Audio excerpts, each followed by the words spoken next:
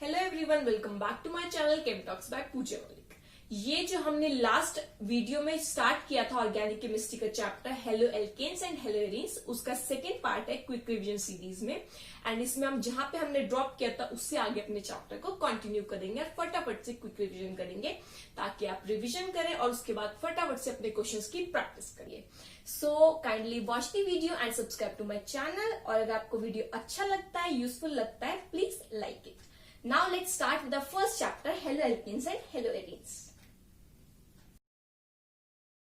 Now we are going to discuss the chemical reactions of haloalkenes and haloarenes. सबसे पहले हम haloalkenes के chemical reactions को discuss करते हैं। अब haloalkenes के जो chemical reaction है उसमें तीन reaction important है। First, how does they do nucleophilic substitution reaction? Second, elimination reaction, and third, their reaction with metals. The first which we are going to discuss is nucleophilic substitution reaction. अब ये होता क्या है, सबसे पहले इसका मतलब समझते हैं। जो न्यूक्लियोफिलिक सब्स्टिट्यूशन रिएक्शन होती है उसमें क्या होता है, अभी हमने डिस्कस किया था कि जो हमारा नेचर होता है कार्बन और हेलोजन के बॉन्ड का, वो क्या होता है, पोलर होता है। क्योंकि जो हमारा हेलोजन है वो इलेक्ट्रोनेगेटिव है, सो वो क्या करता है, इलेक्ट्रॉन एनर्जी अपनी तरफ खींच लेता है एंड उसकी जो एनर्जी है वो अपनी तरफ ले लेता है। इसी के जैसे जो हमारा हेलोजन है उसके ऊपर नेगेटिव चार्ज हो जाता है, पार्शियल नेगेटिव, एंड जो हमारा कार्बन है उसके ऊपर पार्शियल पॉजिटिव चार्ज डेवलप हो जाता है। अब बाहर से आएगा एक न्यूक्लियोफाइल। जो न्यूक्लियोफाइल आ रहा है उसके ऊपर क्या चार्ज है, नेगेटिव चार्ज है, ठीक है। तो जो न्यूक्लियोफाइल है वो क्या होता है, हमने पढ़ा हुआ है न्यूक्लियस लविंग होता है। वो पॉजिटिव चार्ज की तरफ अट्रैक्ट होता है क्योंकि नेगेटिव चार्ज तो वो बियर कर रहा है, उसे नेगेटिव चार्ज या इलेक्ट्रॉन की जरूरत नहीं है। That is attracted towards nucleus, that is positive charge. तो जैसे ही हेलोजन अपनी तरफ इलेक्ट्रॉन नेगेटिव खींचेगा, कार्बन के ऊपर पॉजिटिव चार्ज आएगा, वैसे ही न्यूक्लियोफाइल दिखेगा, ओहो पॉजिटिव चार्ज, तो वो उसको देखते एकदम क्या होगा, अट्रैक्ट हो जाएगा। जैसे ही वो यहाँ पे आएगा तो यहाँ पे अटैक होगा न्यूक्लियोफाइल इस कार्बन पे जिसपे पॉजिटिव चार्ज डेवलप हो गया उस पे आके अटैच हो जाएगा and this nucleophile and carbon bond will be formed. और जो हमारा हेलोजन था वो X माइनस की फॉर्म में एज लिविंग ग्रुप वहां से रिमूव हो जाएगा। इसी को हम क्या बोलते हैं, न्यूक्लियोफिलिक सब्स्टिट्यूशन रिएक्शन, क्योंकि न्यूक्लियोफाइल आया और उसने हेलोजन को सब्स्टिट्यूट कर दिया। नाउ इसी का एक टॉपिक है, एक छोटा सा पोर्शन है जो पूछा जाता है एग्जाम में, दैट इज एम्बिडेंट न्यूक्लियोफाइल। वो क्या होते हैं, एम्बिडेंट न्यूक्लियोफाइल बेसिकली वो वाले न्यूक्लियोफाइल होते हैं जिसमें दो न्यूक्लियोफिलिक सेंटर प्रेजेंट होता है जिनके थ्रू वो रिएक्शन में पार्टिसिपेट कर सकता है। जैसे साइनाइड आयन, इसमें कार्बन भी एक न्यूक्लियोफिलिक सेंटर प्रेजेंट है एंड नाइट्रोजन भी एक न्यूक्लियोफिलिक सेंटर प्रेजेंट है जिसके थ्रू रिएक्शन हो सकता है। जब वो कार्बन के थ्रू पार्टिसिपेट करता है तो हम उसको एल्काइल साइनाइड बोलते हैं, जब नाइट्रोजन के थ्रू पार्टिसिपेट करता है तो हम उसको आइसोसाइनाइड बोलते हैं। Second example nitrite ion. ऐसी नाइट्राइट आयन में भी दो न्यूक्लियोफिलिक सेंटर प्रेजेंट होता है, नाइट्रोजन एंड ऑक्सीजन। जब नाइट्रोजन के थ्रू करता है तो उसको हम नाइट्रोएल्केन बोलते हैं, जब ऑक्सीजन के थ्रू करता है तो उसको हम एल्काइल नाइट्राइट बोलते हैं। So these are the example of ambident nucleophile. अब जो हमारा न्यूक्लियोफिलिक सब्स्टिट्यूशन रिएक्शन है उसको करने के, मतलब कैसे वो आके अटैक करेगा, सब्स्टिट्यूशन करेगा, उसको करने के दो मैकेनिज्म है, SN1 mechanism and SN2 mechanism. अब उनको समझते हैं। सो अब हम डिस्कस करते हैं जो न्यूक्लियोफिलिक सब्स्टिट्यूशन रिएक्शन का फर्स्ट मैकेनिज्म है, that is SN2 mechanism. SN2 mechanism में क्या होता है, हमारा जो न्यूक्लियोफाइल होता है वो आके एल्काइल हैलाइड पे अटैक करेगा एंड ये वाली रिएक्शन वन स्टेप रिएक्शन होती है। इसको हम बोलते हैं, इसकी फुल फॉर्म देखिए तो it is substitution, S for substitution, N for nucleophilic and 2 for biomolecular. It is a biomolecular reaction. What does that mean, it means कि जो हमारे न्यूक्लियोफाइल है और जो एल्काइल हैलाइड है वो दोनों की कॉन्सेंट्रेशन पे ही उसका रेट डिपेंड करेगा, इंडिपेंडेंट किसी की भी कॉन्सेंट्रेशन से नहीं होगा। सो इसमें क्या होता है, एक ही स्टेप में पूरी रिएक्शन हो जाती है, कोई इंटरमीडिएट का फॉर्मेशन नहीं होता, बल्कि इसमें एक ट्रांजिशन स्टेट इन्वॉल्व होती है। अब हमें पता है जो ट्रांजिशन स्टेट होती है वो कुछ फ्यू सेकेंड्स के लिए या एक बहुत ही मिनिमम टाइम के लिए एग्जिस्ट करती है and it is very unstable. So इसीलिए फटाफट से ट्रांजिशन स्टेट फॉर्म होती है, जल्दी से रिएक्शन कंप्लीट होता है, बहुत ही फास्ट और वन स्टेप का रिएक्शन होता है। एंड इसीलिए क्योंकि ये दोनों के रेट पे डिपेंड करता है तो इसी को हम सेकेंड ऑर्डर काइनेटिक्स भी बोलते हैं। अब देखते हैं कैसे अटैक होता है। यहाँ पे हमारा कार्बन है, क्लोरीन है। अब क्या है, क्लोरीन इलेक्ट्रोनेगेटिव है, वो इलेक्ट्रॉन इसे अपनी तरफ खींचेगा, तो क्या होगा, कार्बन के ऊपर पॉजिटिव और क्लोरीन के ऊपर नेगेटिव पार्शियल चार्ज डेवलप होगा। जैसे ही कार्बन के ऊपर पॉजिटिव आएगा तो जो बाहर वाला न्यूक्लियोफाइल है वो देखेगा कि ओह, कार्बन के ऊपर पॉजिटिव चार्ज मुझे पसंद है, तो वो जाके क्या करेगा, उस पर अटैक करेगा, उसको अप्रोच करेगा। तो जब यहां से अप्रोच करने की कोशिश करेगा तो आप देखिए कार्बन है, उसकी एक फ्रंट साइड है, बैक साइड है। ओके, सो जब न्यूक्लियोफाइल अप्रोच कर रहा है आके, तो वो इधर से आके देखेगा कि यहाँ पे तो पहले से दूसरा न्यूक्लियोफाइल प्रेजेंट है, तो वो उस वाली साइड से अप्रोच नहीं कर सकता, तो वो कहाँ जाएगा, दूसरी वाली साइड जहां पे उसके लिए अप्रोच करना इजी हो, तो वो इस साइड से आके अप्रोच करेगा और धीरे धीरे कार्बन के पास आने की कोशिश करेगा, उससे अटैच होने की कोशिश करेगा। सो अब क्या होगा, ट्रांजिशन स्टेट में धीरे धीरे इनका बॉन्ड बनना शुरू होगा एंड धीरे धीरे क्लोरीन और कार्बन का बॉन्ड धीरे धीरे ब्रेक होना शुरू हो जाएगा। सो ये साइमल्टेनियस चलेगा, ऐसा नहीं है कि पहला बॉन्ड ब्रेक हुआ उसके बाद दूसरा बॉन्ड फॉर्म हुआ, ये वो वाली सिचुएशन नहीं है। इस सिचुएशन में क्या हो रहा है, जैसे जैसे बॉन्ड ब्रेक हो रहा है वैसे साथ साथ दूसरा बॉन्ड बनना भी शुरू हो गया है। सो यहाँ पे इसको बोलते हैं ट्रांजिशन स्टेट। इस केस में क्या होता है, जैसे ही अब क्लोरीन पूरा निकलेगा तो वो Cl- फॉर्म की फॉर्म में लिविंग ग्रुप की तरह रिमूव हो जाएगा एंड यहाँ पे इन्वर्जन ऑफ कॉन्फिगरेशन होगा। अब इन्वर्जन ऑफ कॉन्फिगरेशन क्या होता है उसको समझते हैं। जैसे कि आप यहाँ पे देख सकते हैं कि जो कार्बन है इधर क्लोरीन है एंड इधर तीनों हमारे हाइड्रोजन प्रेजेंट है। अब जब हमारा न्यूक्लियोफाइल OH- इधर से अटैक करेगा तो ये वाली चीज ना, ये वाले बॉन्ड इधर इन्वर्ट हो जाएंगे ताकि OH के लिए जगह बन सके। यहाँ OH अटैच हो गया और ये तीनों बॉन्ड्स इन्वर्ट हो गए, इसी को बोलते हैं इन्वर्जन ऑफ कॉन्फिगरेशन। ये इसको एक फिनोमिनन भी होता है बहुत फेमस, अम्ब्रेला इन्वर्जन इसको बोलते हैं। जैसे अम्ब्रेला क्या होता है, जब बारिश में बहुत तेज हवा चल रही होती है तो अम्ब्रेला एकदम से उल्टा हो जाता है, तो उसी तरह से यहाँ पे रिजेम्बलेंस दिखाया गया है कि ये वाले बॉन्ड्स यहाँ पे क्या हो गए, इन्वर्ट हो गए हैं। So this is inversion of configuration. So एक बार ओवरऑल देख लेते हैं SN2 मैकेनिज्म में क्या क्या होता है। सेकेंड ऑर्डर काइनेटिक्स होता है, दोनों की कॉन्सेंट्रेशन पे डिपेंड करेगा, कोई इंटरमीडिएट नहीं बनेगा बल्कि ट्रांजिशन स्टेट इन्वॉल्व होगी एंड वन स्टेप रिएक्शन होगा और साथ ही साथ लिविंग ग्रुप निकलेगा। एंड इसमें जो ये ऑर्डर दिया हुआ है ना, ये इंपॉर्टेंट है, इसके बेसिस पे क्वेश्चन भी पूछा जाता है कभी कभी कि जो प्राइमरी में है रिएक्टिविटी वो जल्दी हो जाएगी, सेकेंडरी फिर भी थोड़ा स्लो SN2 में रिएक्ट करेगा एंड टर्शरी तो नॉर्मल टर्शरी वाले जो होंगे ना एल्काइल हैलाइड्स वो रिएक्ट ही नहीं करते SN2 मैकेनिज्म से, उसका रीजन समझते हैं। अब आप ये देखो कि अगर हम प्राइमरी की बात करें, जैसे यहाँ पे है प्राइमरी के एग्जाम्पल, प्राइमरी मीन्स की यहाँ पे सिर्फ एक ही कार्बन से Cl जुड़ा हुआ है एंड अगर यहाँ पे एक R ग्रुप होता, ठीक है, तो वो जाता प्राइमरी। सो उस केस में क्या होता, OH- के लिए अप्रोच करना थोड़ा हल्का सा मुश्किल होता, बहुत थोड़ा सा, क्योंकि एक थोड़ा बल्कि ग्रुप आ गया। H तो बहुत छोटे हैं, जो R है वो उसके कंपैरेटिवली क्या थोड़ा बल्कि ग्रुप है, ठीक है, फिर भी 1 डिग्री में रिएक्शन हो गया, इजिली उसने अप्रोच किया और इन्वर्जन हो गया। अगर यहाँ पे 2 एल्काइल ग्रुप लगा दे, जैसे यहाँ पे भी R ग्रुप आ जाए, यहाँ पे भी R ग्रुप, तो OH के लिए आना मुश्किल हो गया। यहाँ पे 2 लोग पहले से खड़े हैं जो उसको इसके पास आने से रोक रहे हैं, इसको अप्रोच करने से रोक रहे हैं। सो उन दोनों की प्रेजेंस में इसके लिए अप्रोच करना क्या हो जाएगा, मुश्किल हो जाएगा। ऐसे ही अगर 3 डिग्री की बात करें, भाई ये पर्सन है, एक पर्सन इसको इसके साथ उसकी बॉन्डिंग ब्रेक हो रही है एंड अदर पर्सन उसको अप्रोच कर रहा है। सो उसमें अगर यहाँ पे 3 लोग उसके पास पहले से प्रेजेंट है उसके रास्ते को ब्लॉक करने के लिए, तो ये रिएक्शन तो हो ही नहीं पाएगी। सो इसीलिए अगर 3 डिग्री होता है तो SN2 मैकेनिज्म फॉलो नहीं हो पाता। प्राइमरी में बहुत इजीली हो जाएगा, सेकेंडरी में थोड़ी दिक्कत होगी एंड टर्शरी में रिएक्शन नहीं हो पाता। So this completes our SN2 mechanism. Now moving on to SN1 mechanism. ये सेकेंड टाइप ऑफ मैकेनिज्म है जिसके थ्रू हम समझ सकते हैं कि न्यूक्लियोफिलिक सब्स्टिट्यूशन कैसे होता है। अब इसमें जो हमने एग्जांपल लिया है वो टर्शरी का लिया है, टर्शरी अल्काइल हैलाइड लिया है, क्योंकि टर्शरी में बहुत अच्छे से हो पाता है। कैसे वो हम अभी समझते हैं। ओके, सो टर्शरी अल्काइल हैलाइड पे जब न्यूक्लियोफाइल अप्रोच कर रहा है तो उसके बाद क्या होगा, वही न्यूक्लियोफिलिक सब्स्टिट्यूशन, ये न्यूक्लियोफाइल इसको हैलाइड को आके एक्सचेंज कर देगा और हमारा OH आके यहाँ पे अटैच हो जाएगा। अब ये हुआ कैसे उसको समझते हैं। सो जो SN1 मैकेनिज्म होता है that is a 2 step reaction. इसमें 2 स्टेप्स होते हैं and it is first order kinetics. ये इसके आप नेम में भी देख सकते हैं, that is SN1। So it is substitution nucleophilic and 1 stands for unimolecular.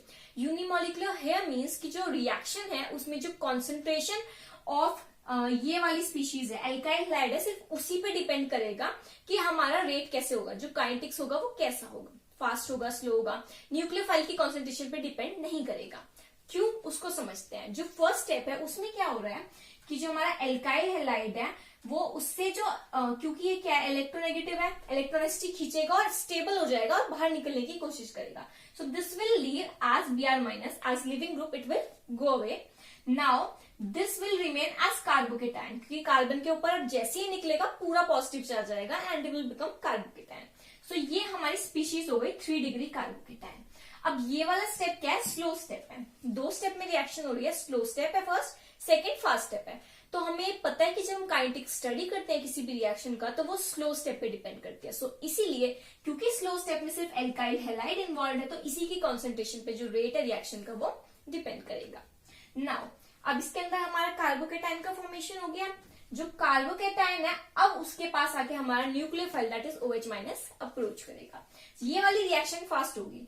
जैसे ही कार्बन के ऊपर उसने देखा प्लस चार्ज आ गया, खाली है कार्बन, तो आके इसके पास अप्रोच करेगा। अप्रोच करते ही अटैक होगा, ये यहाँ पे बॉन्ड बना लेगा और हमारे पास 3 डिग्री एल्कोहल का फॉर्मेशन होगा। सो ये हमारा 2 स्टेप रिएक्शन था। फर्स्ट ऑर्डर काइनेटिक्स है क्योंकि एक ही कॉन्सेंट्रेशन पे डिपेंड कर रहा है। इसमें आप देखिए कोई ट्रांजिशन स्टेट इन्वॉल्व नहीं है, बल्कि इसके अंदर एक कार्बोकेटाइन इंटरमीडिएट फॉर्म हो रहा है। ठीक है, उसी की कॉन्सेंट्रेशन में बहुत सारी चीजें डिपेंड करती हैं। एंड इसके अंदर अगर हम देखें प्रोडक्ट फॉर्मेशन जो है, अभी हमने क्या डिस्कस किया था SN2 मैकेनिज्म में कि इन्वर्जन हो जाता है कॉन्फिगरेशन का, इधर के बॉन्ड उधर शिफ्ट हो जाते हैं ताकि जो न्यूक्लियोफाइल है वो इजिली अप्रोच कर पाए, उसको कहते हैं इन्वर्जन। यहाँ पे क्या होता है, 2 प्रोडक्ट्स बनते हैं। वो क्यों, आप ये देखिए यहाँ पे जहां अटैक हो रहा है वो कार्बोकेटाइन पे अटैक हो रहा है। अब कार्बोकेटाइन क्या है, हमारा प्लेन के अंदर है, प्लेन के अंदर कार्बोकेटाइन है, तो अगर OH माइनस इस पे अप्रोच करना चाहता है तो वो इधर से भी अप्रोच कर सकता है और इधर से भी अप्रोच कर सकता है।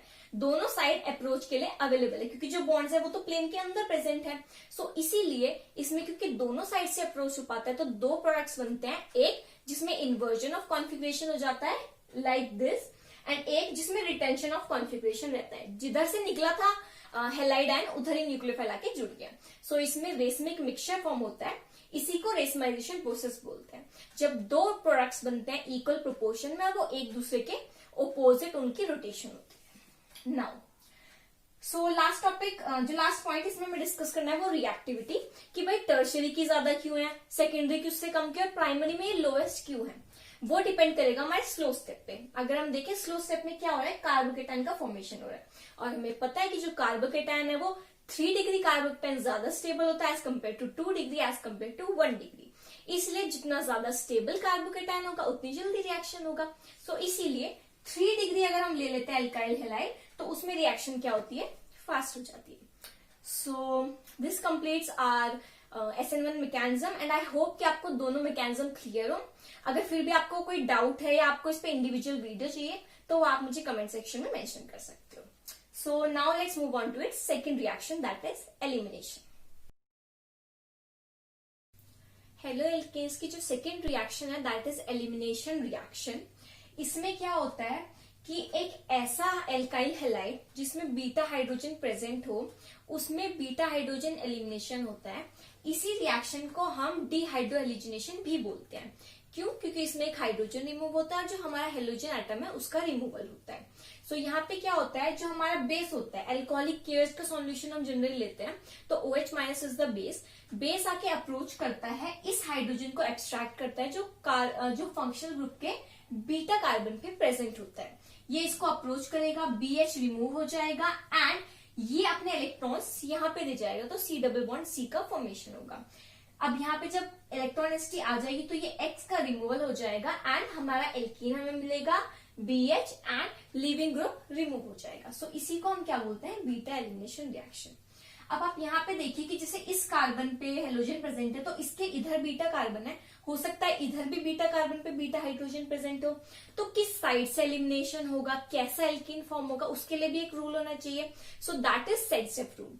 सेड्जेफ रूल क्या बोलता है कि अगर डिहाइड्रोहेलोजिनेशन हो रहा है, एल्कीन का फॉर्मेशन हो रहा है, तो वो एल्कीन मेजर प्रोडक्ट होगा जिसके अंदर हाईली सब्स्टिट्यूटेड एल्कीन फॉर्म हो रहा होगा। मतलब जहां पे डबल बॉन्ड है वहां पे सबसे ज्यादा सब्स्टिट्यूशन जिस एल्कीन में होगा वही मेजर प्रोडक्ट होगा। एग्जाम्पल से देखते हैं, जैसे इस एग्जाम्पल में यहाँ पे ब्रोमीन है, यहाँ पे इसके एडजेसेंट कार्बन पर भी बीटा हाइड्रोजन प्रेजेंट है एंड इस वाले एडजेसेंट कार्बन पे भी बीटा हाइड्रोजन प्रेजेंट है। तो वो इधर से भी रिमूव कर सकता है OH माइनस, इधर से भी। लेट्स अज्यूम फर्स्ट केस में OH माइनस ने इस वाले कार्बन से बीटा कार्बन से हाइड्रोजन को रिमूव किया, सो यहाँ पे डबल बॉन्ड आ जाएगा and this alkene will be formed. In second situation अगर यही OH माइनस इस वाला हाइड्रोजन को एब्स्ट्रैक्ट कराता है, सो यहाँ पे डबल बॉन्ड आ जाएगा, दिस विल बी फॉर्म्ड। सो यही सेट्सअप रूल कहता है कि मेजर प्रोडक्ट वो बनेगा जो हाईली सब्स्टिट्यूटेड होगा। तो इन दोनों में अगर कंपैरिजन करें, so this alkene is highly substituted, that is why this will be the major product. This completes our elimination reaction. The third reaction of haloalkenes is with metals। अगर हम देखें कि जो एल्काइल हैलाइड्स है जब वो metal के साथ रिएक्ट करते हैं, एक new class of organic compounds form होता है जिसको हम ऑर्गेनोमेटालिक कंपाउंड्स बोलते हैं या फिर एल्काइल मेटल हैलाइड्स बोल सकते हैं। ठीक है, तो अगर हम यहाँ पे देखें मेरा एल्काइल हैलाइड है, उसका मैग्नीशियम मेटल के साथ जब मैंने रिएक्शन कराया तो वो मेटल इसके साथ अटैच हो गया and we get alkyl magnesium bromide. इसी को हम इसी टाइप के जो ऑर्गेनोमेटालिक कंपाउंड्स होते हैं उनको हम ग्रिग्नार्ड रिएजेंट बोलते हैं। ये एक important class of organometallic compounds है जिनको बहुत ज्यादा स्टडी किया जाता है, जिनकी बहुत ज्यादा वाइड एप्लीकेशंस, तो इनको पढ़ना इंपॉर्टेंट है। RMgX इसकी जनरल फॉर्म में RMg and X is for the halogen atom present. Now RMgX में अगर हम चार्ज सेपरेशन की बात करें तो क्या होता है, जो X है वो इलेक्ट्रोनेगेटिव होता है तो उस पर पार्शियल नेगेटिव चार्ज डेवलप हो जाता है, बट जो मैग्नीशियम है उस पर पार्शियल पॉजिटिव चार्ज आ गया। अब R का क्या रोल रहा, अब जो R है एल्काइल ग्रुप है, जब वो हेलोजन के साथ जुड़ा होता है तब तो उस पर पार्शियल पॉजिटिव चार्ज आता है, बट क्योंकि यहाँ पे मैग्नीशियम एक बहुत ही इलेक्ट्रो पॉजिटिव मेटल है तो इसके कंपैरिजन में R के ऊपर क्या आता है, पार्शियल नेगेटिव चार्ज। इसी को बोलते हैं ग्रिग्नार्ड रिएजेंट। अब Grignard reagent highly reactive compounds होते हैं और even in the slightest traces of water it reacts, इसीलिए इसको ड्राई कंडीशंस में ही रिएक्ट किया जाता है।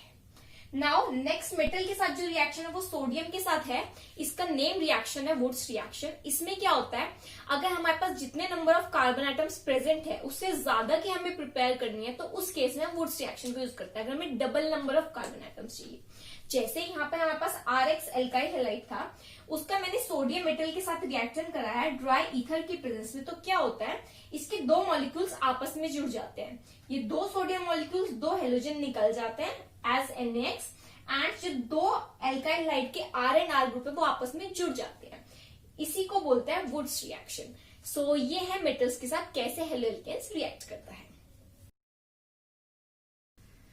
Now let's move on to the reaction of haloarenes. Haloarenes की तीन रिएक्शन हमें स्टडी करनी है, nucleophilic substitution reaction, electrophilic substitution reaction and the reaction with metals.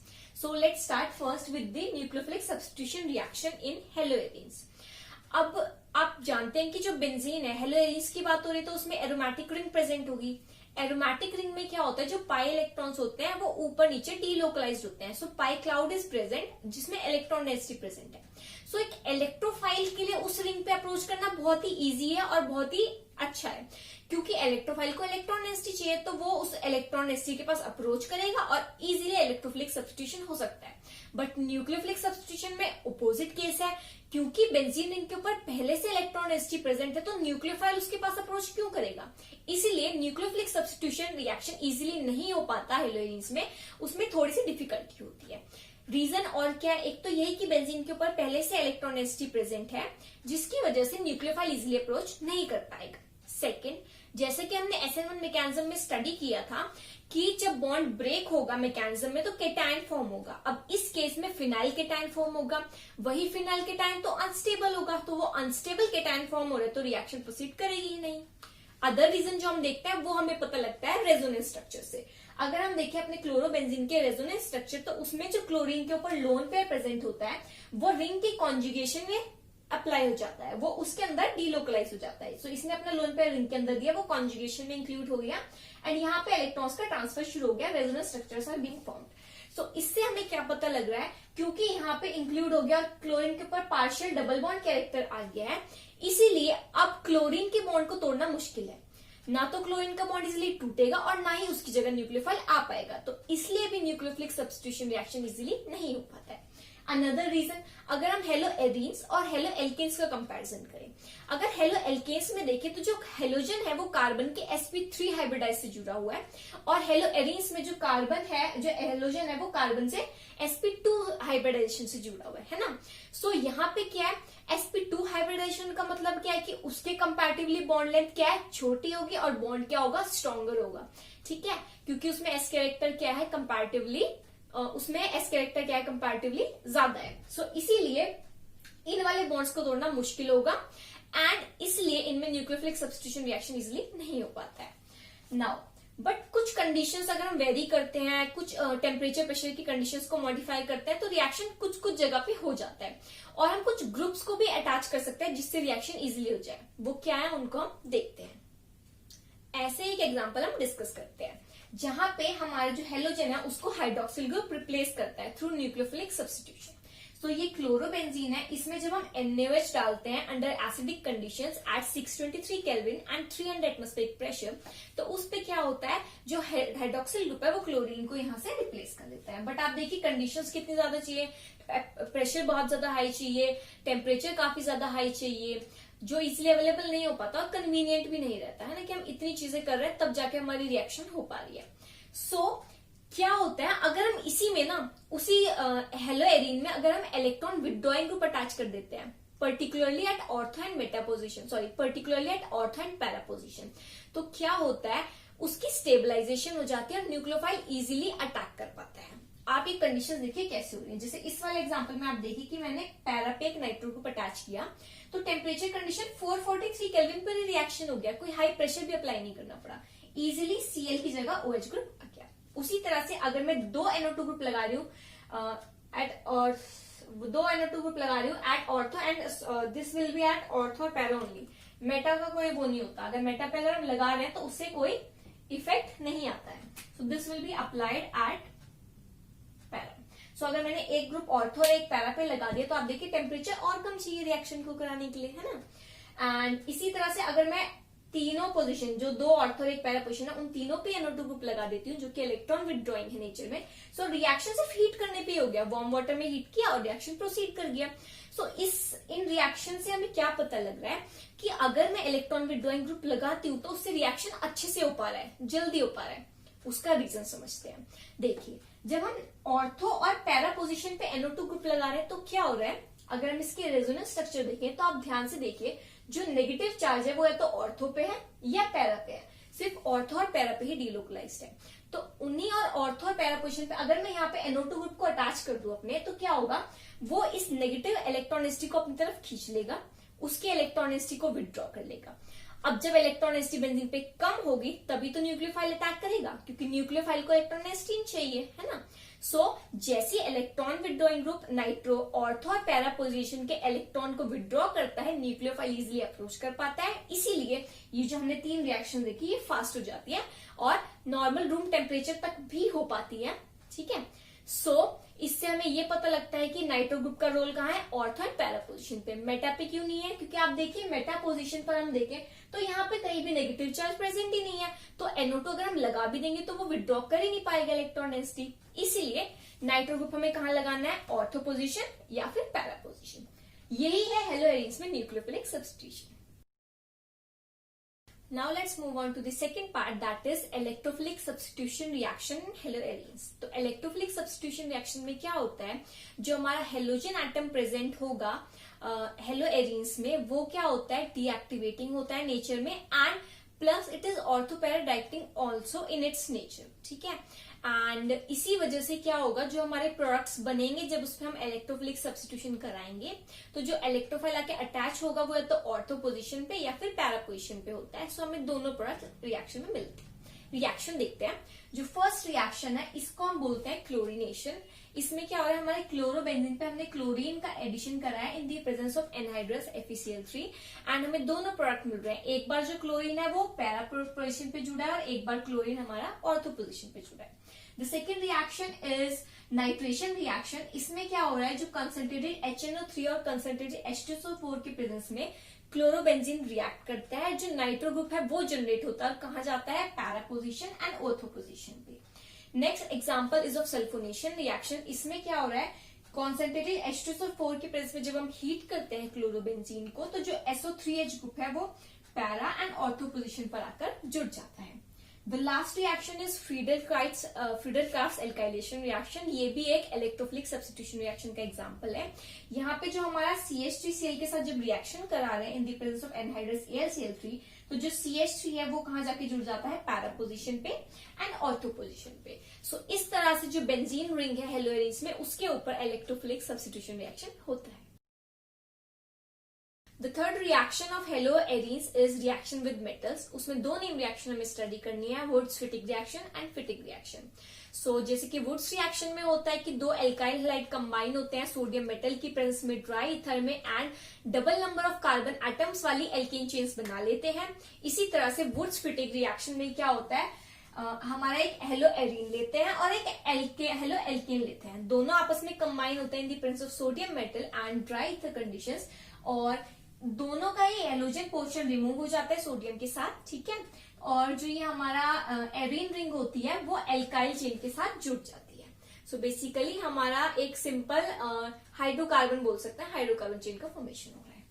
फिटिक reaction में क्या हो रहा है, इसमें सिर्फ इतना ही फर्क क्या है कि जैसे वुड्स में दोनों एल्काइल हैलाइड थे, वुड्स फिटिक में एक एल्काइल हैलाइड और एक एराइल हैलाइड था, फिटिक में हमारे दोनों एराइल हैलाइड्स हम लेते हैं। ओके, सो यहाँ पे दो एराइल हैलाइड के मॉलिक्यूल्स लेते हैं in the presence of sodium metal in the dry ether conditions, and जो दोनों मॉलिक्यूल्स होते हैं, जो दोनों एराइल रिंग से वो आपस में जुड़ जाती है, उनके बीच में बॉन्ड का फॉर्मेशन होता है एंड सोडियम हैलाइड के जो मॉलिक्यूल्स है वो रिमूव हो जाते हैं। इसी तरह से हमारी हो जाती है फिटिक रिएक्शन। सो इसके साथ जो हमारा हेलोएल्केन्स हेलोएरीन्स का चैप्टर है वो कंप्लीट होता है। इसके बाद एक छोटा सा टॉपिक है जिसमें आपको कुछ हेलोजन के कंपाउंड्स डिस्कस किए हुए हैं, उसमें से ज्यादा क्वेश्चंस तो नहीं आते बट 1 मार्क 2 मार्क में क्वेश्चंस पूछे जा सकते हैं। तो उसके ऊपर मैं आपको एक PDF प्रोवाइड करा दूंगी डिस्क्रिप्शन में, आप प्लीज चेक कीजिएगा, PDF आपको मिलेगा। एंड इसके अलावा अगर आपको लगता है कि किसी टॉपिक पे आपको डिटेल वीडियो चाहिए या नोट्स चाहिए या दोबारा आपको उसका एक्सप्लेनेशन चाहिए, कोई पर्टिकुलर टॉपिक आपको लगता है क्विक रिवीजन में वो आप उसको नहीं समझ पाए हैं, वो आपको इंडिविजुअल भी पढ़ना है, तो आप प्लीज मुझे कमेंट सेक्शन में मेंशन कीजिए। एंड आई होप कि आपके सब डाउट्स क्लियर हो, आपको चैप्टर अच्छे से समझ आया हो। Now let's meet in the next video. Thank you.